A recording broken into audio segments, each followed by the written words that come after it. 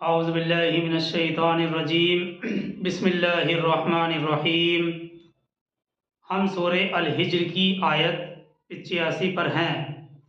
वमा खलक़नस समावाति वल अर्ज़ा वमा बैनहुमा इल्ला बिल हक़।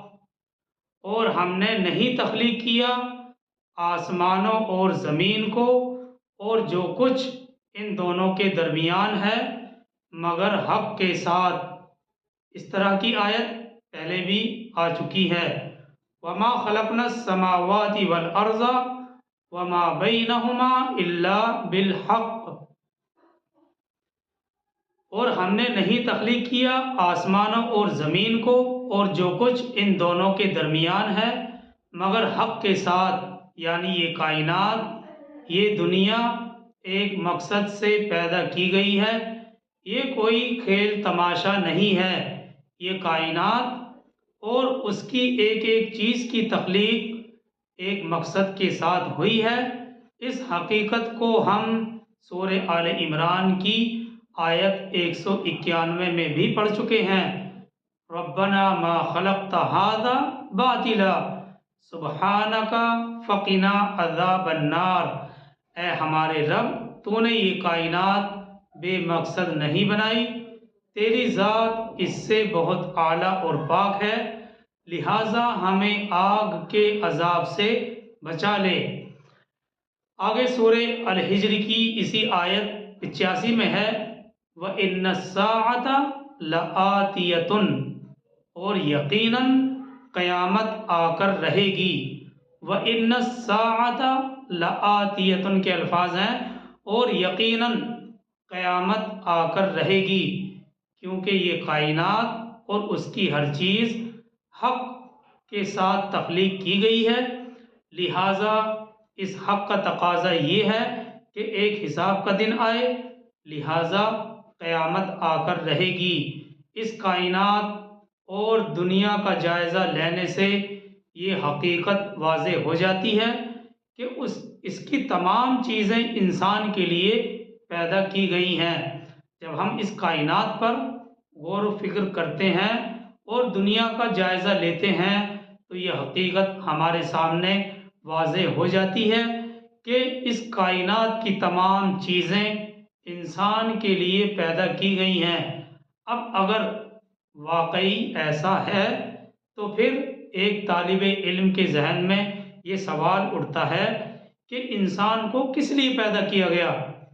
जब कायनात की हर चीज़ इंसान के लिए पैदा की गई है तो फिर जहन में ये सवाल आता है कि इंसान को किस लिए पैदा किया गया और इंसान के अंदर जो अखलाकी हिस्स पैदा की गई है वो किस लिए। इंसान को पैदाइशी तौर पर, फितरी तौर पर नेकी और बदी की जो तमीज़ दी गई है, आखिर वो किस लिए। यहाँ दुनिया में इसके क्या नतीजे बरामद हो रहे हैं। तो एक आम सादा लोग इंसान के जहन में ये सवाल आ सकता है कि इंसान को फिर किस लिए पैदा किया गया और इंसान के अंदर जो अखलाकी ताकतें पैदा की गई हैं वो किस लिए। इंसान को पैदाइशी तौर पर नेकी और बदी की जो तमीज़ दी गई है वो किस लिए, और फिर यहाँ दुनिया में इसके क्या क्या नतीजे बरामद हो रहे हैं, क्या क्या नतीजे निकल रहे हैं। अब देखिए, हम अगर गौर करते हैं तो मालूम होता है कि इस दुनिया में तो अखलाक के उसूलों के बरअक्स अपोजिट नतीजे सामने आ रहे हैं। यहाँ हम अपनी आंखों से देखते हैं कि चोर और डाकू, लुटेरे ऐश करते नजर आते हैं और नेक सीरत, अच्छे अखलाक वाले लोग फाका करने पर मजबूर हैं। लिहाजा इस सूरत हाल का तकाजा ये है कि इस दुनिया के बाद एक और दुनिया हो जिसमें हर शख्स का पूरा हिसाब हो और हर आदमी को, हर शख्स को एक ऐसा सिला और बदला मिले जो उसके आमाल के ऐन मुताबिक हो।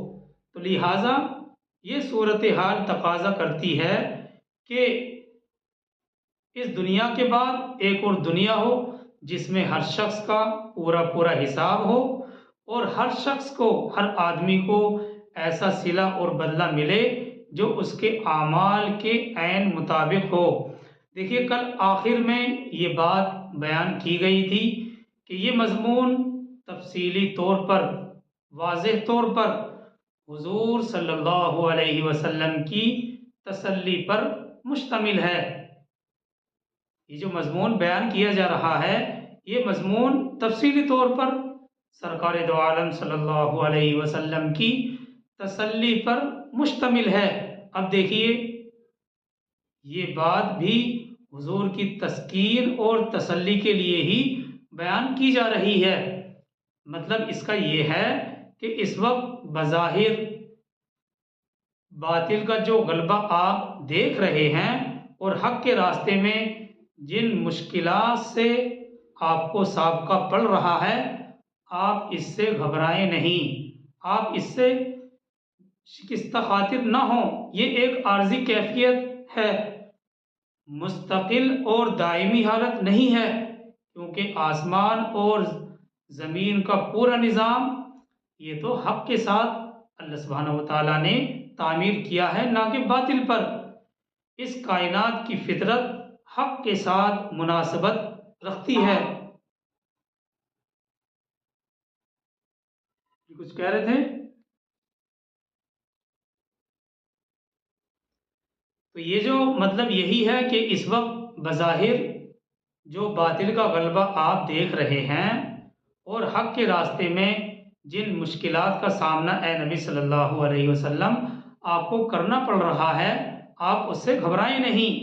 ये तो एक आर्जी कैफियत है, मुस्तकिल और दायमी हालत नहीं है, क्योंकि ज़मीन और आसमान का पूरा निज़ाम हक के साथ तामीर हुआ है, ना कि बातिल पर। इस कायनात की फितरत हक के साथ मुनासबत रखती है, ना कि बातिल पर। इस मजमून को हम सूरह इब्राहिम में भी पढ़ चुके हैं और इस आयत 85 का आखिरी फिक्रा है, फस्फहिस सफ़हल जमील। ये आयत 85 जो चल रही है उसका आखिरी फिक्रा है, फस्फहिस सफ़हल जमील। तो ए नबी सल्लल्लाहु अलैहि वसल्लम, आप उनसे खूबसूरती के साथ दरगुजर करें, अफ़ु और दरगुजर से काम लें। फस्फहिस सफ़हल जमील। तो ए नबी सल्लल्लाहु अलैहि वसल्लम, आप उनसे खूबसूरती के साथ दरगुजर करें, यानी ये मुजरिम लोग हमारी पकड़ से बच नहीं सकेंगे, हमारी गिरफ्त से बच नहीं सकेंगे। क़यामत आएगी, क़यामत कायम होगी और ये लोग ज़रूर अपने अंजाम को पहुँचेंगे, मगर अभी हम उन्हें ढील देना चाहते हैं, मज़ीद कुछ देर के लिए मोहलत दे रहे हैं, मोहलत देना चाहते हैं। चुनांचे आप सल्लल्लाहु अलैहि वसल्लम फ़िलहाल उनकी दिल आज़ार बातें बर्दाश्त करें, सब्र करें, उनकी दुश्मनी भरी सरगर्मियों के जवाब में सब्र करें और ahsan अंदाज में उनको नज़रअंदाज करें। इस रवैये और ऐसे तर्ज अमल से आपके दराजात बुलंद होंगे। तो बहरहाल आप फस्फहिस सफ़हल जमील। तो ए नबी सल्लल्लाहु अलैहि वसल्लम, आप उनसे खूबसूरती के साथ दरगुजर करें, यानी ये मुजरिम लोग जो जुर्म के मुर्तकिब हो रहे हैं, हमारी पकड़ से बच नहीं सकेंगे, क़यामत कायम होगी और ये लोग ज़रूर बिज़रूर अपने अंजाम को पहुँचेंगे, मगर अभी हम उन्हें ढील देना चाहते हैं, मज़ीद कुछ देर के लिए मोहलत देना चाहते हैं। चुनाचे आप सल्लल्लाहु अलैहि वसल्लम फ़िलहाल उनकी दिल आज़ार बातें बर्दाश्त करें, उनकी दुश्मनी भरी सरगर्मियों के जवाब में आप सब्र करें और ahsan अंदाज से उसको नज़रअंदाज करें। इस रवैये और ऐसे तर्ज अमल से इंशाअल्लाह आपके दर्जात बुलंद होंगे। आगे चलते हैं आयत 86 की तरफ। इन्ना रब्बका हुवल खल्लाकुल अलीम। यकीनन आपका रब पैदा करने वाला, खूब जानने वाला है। ये आयत 86 है। इन्ना रब्बका हुवल खल्लाकुल अलीम, यकीनन आपका रब पैदा करने वाला, खूब जानने वाला है। यानी वो जो पैदा करने वाला है अपनी मखलूक को खूब जानता है। जी हाँ, सूरह मुल्क में हम पढ़ेंगे इंशाअल्लाह, अला यअलमु मन खलक व हुवल लतीफुल खबीर। सूरह मुल्क पारा 29। क्या उसके इल्म में नहीं होगा जिसने पैदा किया है? सवालिया तौर पर अल्लाह ताला फरमा रहे हैं, क्या उसके इल्म में नहीं होगा जिसने पैदा किया है? बल्कि वो तो निहायत बारीक बीन बाखबर है। वह हुवल लतीफुल खबीर, बल्कि वो तो निहायत बारीक बीन बाखबर है। जी हाँ, ये तो हम दुनिया के अंदर भी तजर्बा कर चुके हैं कि किसी मशीन बनाने वाला उसके तमाम पुर्जों से बाखबर होता है। और इस सिलसिले में अल्लाह तो अल्लाह ही है, यानी खालिक होने की हैसियत से वो अपनी मखलूक पर कामिल गलबा और तसल्लुत रखता है। किसी मखलूक की मखलूक़ात में से किसी मखलूक की ये ताकत नहीं है, ये क़ुव्वत नहीं है उसके अंदर कि उसकी गिरफ्त से बच सके। जो कुछ इन लोगों की इस्लाह के लिए आप कोशिश कर रहे हैं, आप मेहनत कर रहे हैं ए नबी सल्लल्लाहु अलैहि वसल्लम, उसे भी वो जानता है। और जिन हथकंडों से तुम्हारी ये कोशिश ये लोग नाकाम कर रहे हैं उनका भी अल्लाह सुब्हानहू व तआला को इल्म है।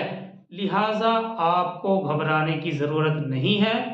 आप मुतमईन रहें, इत्मीनान से रहें। वक्त आने पर ठीक ठीक इंसाफ के मुताबिक फैसला कर दिया जाएगा। तो ये आयत 86 थी।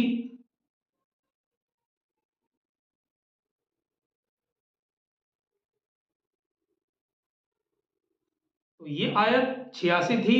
आगे चलते हैं आयत 87 की तरफ।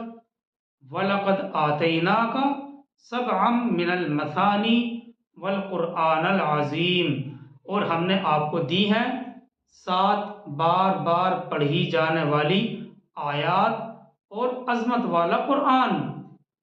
वलक़द आतैना का सबअम मिनल मसानी वल क़ुरआनल अज़ीम, और हमने दी हैं आपको 7 बार बार पढ़ी जाने वाली आयात और अजमत वाला कुरान।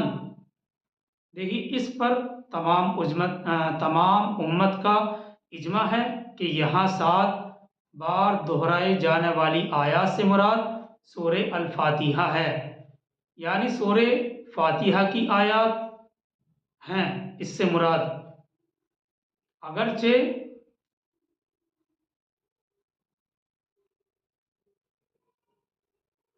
अगरचे बाद मुफस्सरीन ने इससे मुराद 7 बड़ी बड़ी सूरतें भी ली हैं, जिनमें 200 आयतें हैं, यानी अल बकरा, आल इमरान, अन-निसा, अल माइदा, अल अनआम, अल आराफ, यूनुस, अनफाल, तौबा, सूरह तौबा वगैरह। लेकिन सल्फ की अक्सरियत इस बात पर मुत्तफिक है कि इससे सूरह फातिहा ही मुराद है। बल्कि अगर हम इमाम बुखारी की बात करें तो इमाम बुखारी ने 2 मरफू रिवायतें भी इस अम्र के सबूत में पेश की हैं कि खुद सरकार दो आलम सल्लल्लाहु अलैहि वसल्लम ने सबअम मिनल मसानी से मुराद सूरह फातिहा बतलाई है।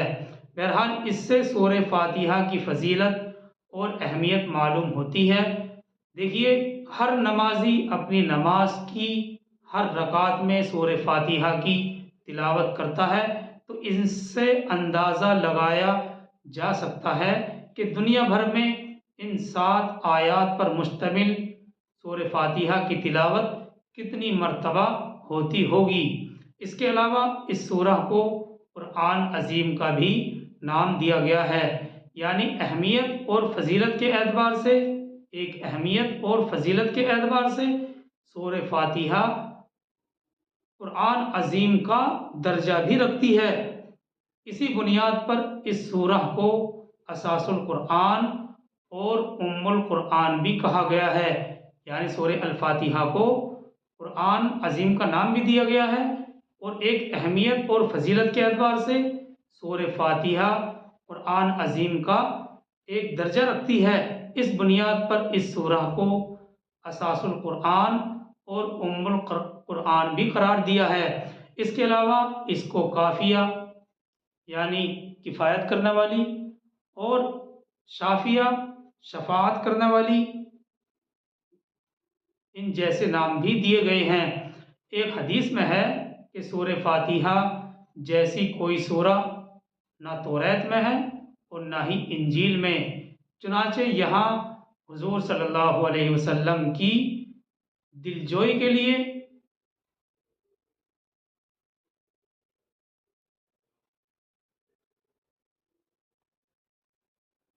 कनेक्शन बार बार कट रहा है। चुनाचे यहाँ हुजूर सल्लल्लाहु अलैहि वसल्लम की दिलजोई के लिए और तसल्ली के लिए ये बात फरमाई जा रही है कि ए नबी सल्लल्लाहु अलैहि वसल्लम, देखें हमने आपको इतना बड़ा ख़जाना अता फरमाया है। अबू जहल अगर खुद को मालदार समझता है, वलीद बिन मुगैरा अगर अपने ख्याल में बहुत बड़ा सरदार समझता है, तो आप सल्लल्लाहु अलैहि वसल्लम कोई परवाह ना करें। इन लोगों की सोच अपने अपने पैमाने पर है। इन लोगों को क्या मालूम कि हमने आपको कितनी बड़ी दौलत से नवाजा है। तो बहरहाल इसमें भी नबी सल्लल्लाहु अलैहि वसल्लम की तसल्ली है। जैसा कि शुरू में बताया गया कि ये तसल्ली भरा मजमून यहाँ तफसील के साथ बयान किया गया है। आगे चलते हैं आयत 88 की तरफ।